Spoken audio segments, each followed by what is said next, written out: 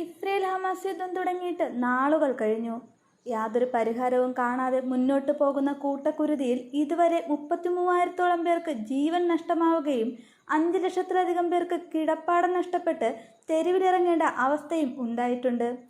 എന്നാൽ അതിൻ്റെ 3 ഇരട്ടിയാണ് വെള്ളവും മരുന്നും ഭക്ഷണവുമില്ലാതെ നരകയാതന അനുഭവിക്കുന്നവരുടെ കണക്കുകൾ. ലോകരാഷ്ട്രങ്ങളുടെ ഇടപെടലുകൾക്കൊന്നും അതിന് പരിഹാരം കാണാൻ സാധിച്ചിട്ടില്ല. മനസ്സിൽ പതിഞ്ഞുപോയ പകയുടെ കനൽ അടങ്ങും വരെ അത് തുടരുകയും ചെയ്യും.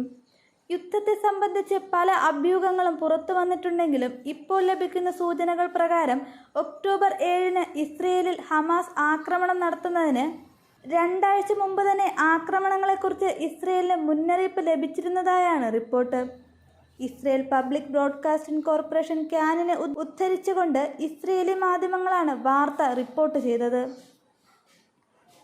സെപ്റ്റംബർ 19-ന് ഇസ്രയേൽ ഡിഫൻസ് ഫോഴ്സിന്റെ ഗാസ ഡിവിഷനിൽ വിതരണം ചെയ്ത ഒരു രേഖയിൽ സൈനിക താവളങ്ങളും സെറ്റിൽമെന്റ് ഏരിയകളും ആക്രമിക്കാനുള്ള പദ്ധതി ഹമാസ് രൂപീകരിച്ചതായി ഇസ്രയേൽ രഹസ്യാന്വേഷണ വിഭാഗം മുന്നറിയിപ്പ് നൽകിയിട്ടുണ്ടെന്നാണ് ക്യാൻ റിപ്പോർട്ട് ചെയ്തത്.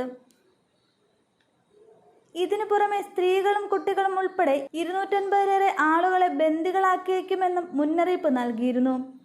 IDF-ന് വിതരണം ചെയ്ത രേഖകളിൽ ആക്രമണത്തിന് വേണ്ടി ഹമാസ് നടത്തിയ തയ്യാറെടുപ്പുകൾ കൃത്യമായി വിവരിക്കുന്നുമുണ്ട്.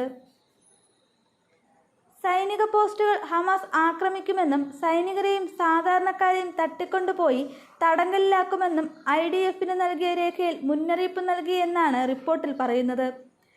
ഗാസയിലെത്തിച്ച ബന്ദികളെ എങ്ങനെ തടങ്കലിൽ സൂക്ഷിക്കുമെന്നുൾപ്പെടെ ഹമാസിന്റെ എല്ലാ പദ്ധതികളും ഈ രേഖയിലുണ്ടെന്നാണ് റിപ്പോർട്ടുകൾ. ഹമാസ് തട്ടിക്കൊണ്ടുപോകാൻ പദ്ധതിയിട്ട സാധാരണക്കാരുടെയും സൈനികരുടെയും എണ്ണമടക്കം റിപ്പോർട്ടിൽ വിശദീകരിക്കുന്നുമുണ്ട്. ഗാസ ഡിവിഷനിലെ രഹസ്യാന്വേഷണ നേതൃത്വത്തിന് ഈ രേഖയെക്കുറിച്ച് അറിയാമായിരുന്നെന്നാണ് സുരക്ഷാ വൃത്തങ്ങൾ ക്യാൻ ന്യൂസിനോട് വെളിപ്പെടുത്തിയിരിക്കുന്നത്. തട്ടിക്കൊണ്ടുപോകാൻ ഉദ്ദേശിക്കുന്നവരുടെ എണ്ണം 200-നും 250-നും ഇടയിലാണെന്നും പിടിക്കപ്പെട്ട സൈനികരെ ഹമാസ് കമ്പനി കമാൻഡർമാർക്ക് കൈമാറാനാണ് നിർദ്ദേശിച്ചതെന്നും ഉൾപ്പെടെ റിപ്പോർട്ടിൽ പറയുന്നുണ്ട്.